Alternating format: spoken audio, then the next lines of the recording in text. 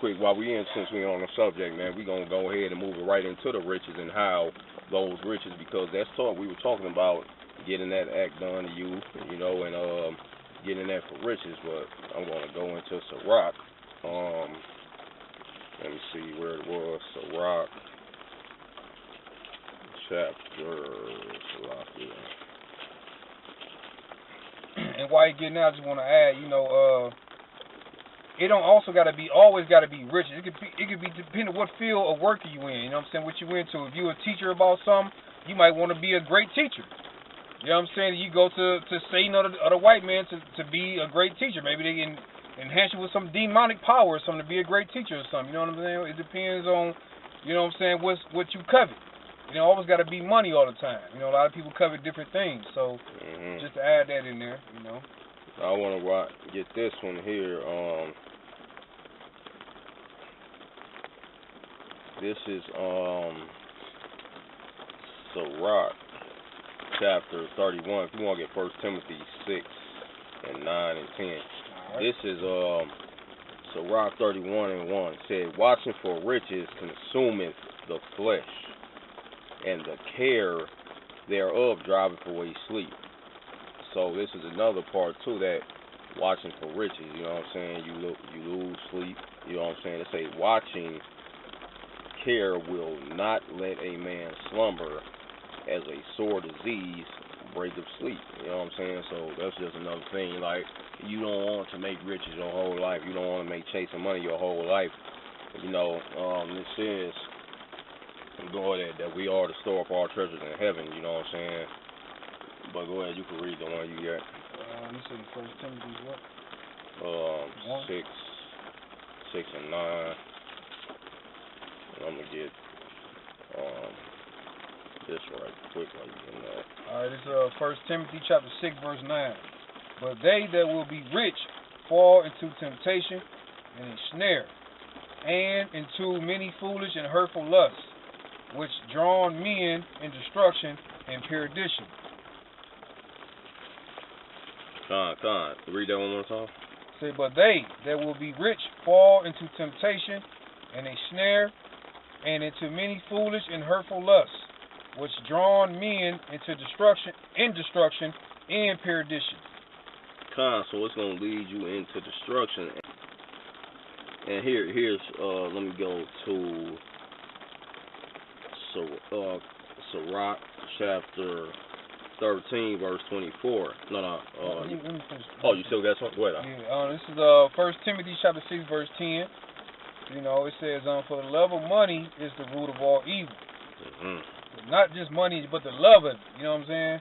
Then it says, which while some coveted after, they have erred from the faith and pierced themselves through with many sorrows.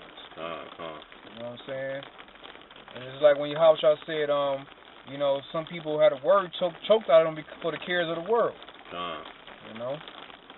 They can go into dealing with, you know, you're a man, you're women, you know, different lusts. You know? And, you know, like it says, when you come to serve Yahweh, prepare your soul for temptation. And actually, here it is.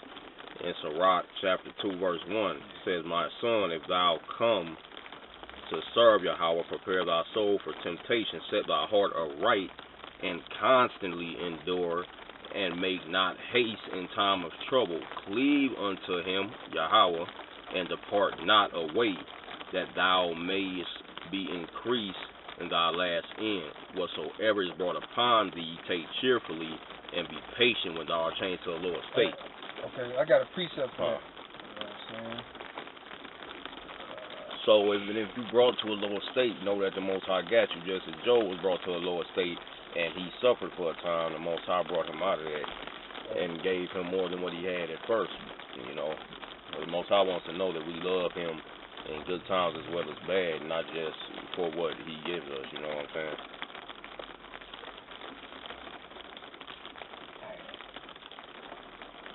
Well, read that one more time. That's what you just read.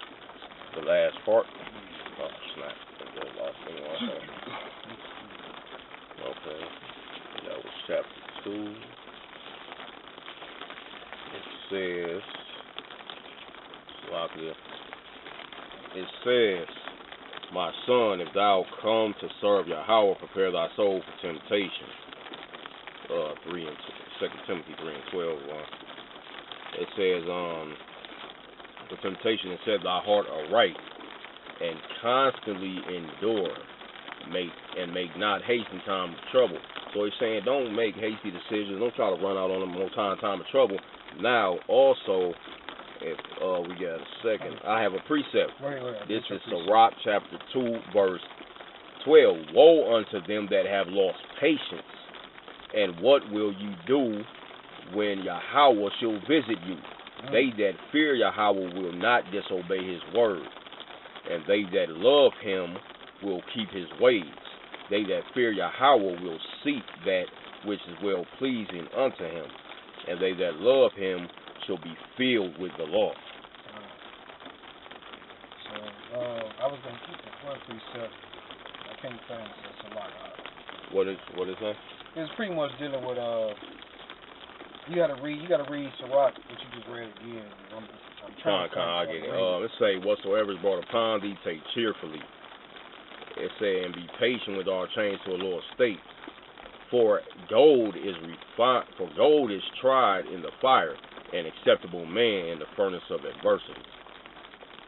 And actually, I have one for that. Wisdom of Solomon, chapter 3, verse 6. You get Wisdom of Solomon, chapter 3, verse 6. It says, as gold in the furnace hath he tried them that receive them as a burnt offering. So he tried us in order to receive us, because we have to be refined and made new for him to even accept us, because the Most High does not deal, I don't want to say he doesn't deal with filthiness, because he changes you from being filthy into being a new creature in order to accept you and use you.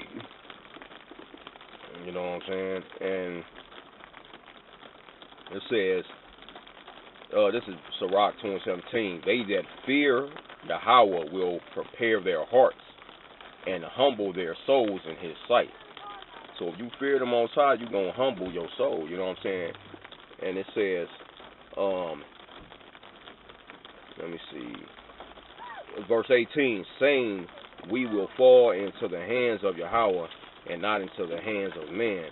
For as his majesty is, so is his mercy. And the word majesty means royal power, impressive,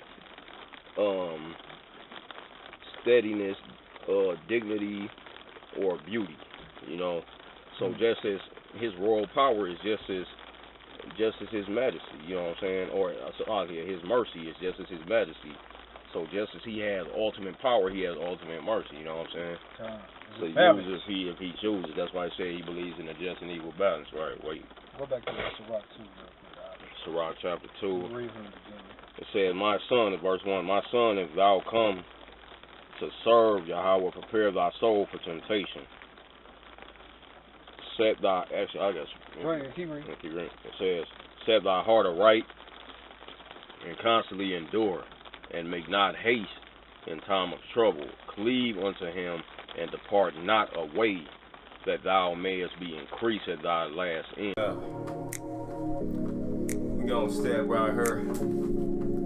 Yeah. Kwam Yasha'Allah.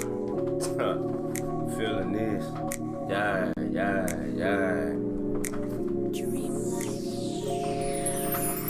It's a beautiful day to be alive, cause we're blessed by the Most High, Most High. I know sometimes that it's hard getting by, but it's gonna be alright, it's gonna be alright. It's a beautiful day to be alive, cause we're blessed by the Most High, Most High. I know sometimes that it's hard getting by, but it's gonna be alright, it's gonna be alright. Brother, keep your head up, I know you might be fed up working for these devils, and it seems like they won't let up, that's for sure.